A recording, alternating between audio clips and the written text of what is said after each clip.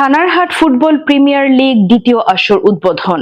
নোয়াখালী কোম্পানীগঞ্জ উপজেলার মুছাপুর ইউনিয়নের থানারহাট যুব সমাজের আয়োজনে থানারহাট ফুটবল প্রিমিয়ার লিগ দ্বিতীয় আসরের উদ্বোধন অনুষ্ঠান প্রাথমিক বিদ্যালয় মাঠে রবিবার বিকেলে অনুষ্ঠিত হয়। অনুষ্ঠানে প্রধান অতিথি ছিলেন সাবেক ছাত্রনেতা ও মুছাপুর ইউনিয়নের সম্ভাব্য চেয়ারম্যান পদপ্রার্থী আব্দুর রহিম।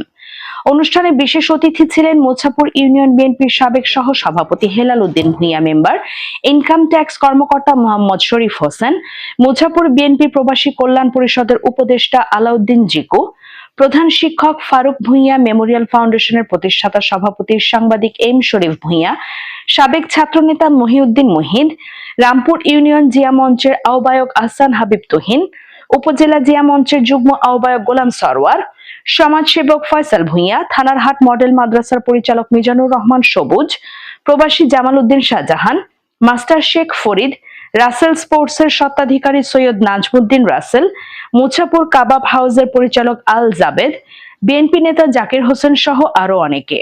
শেষে অতিথিবৃন্দ সেরা খেলোয়াড়দের মাঝে ম্যান অফ দ্য ম্যাচ তুলে দেন। FTV news desk.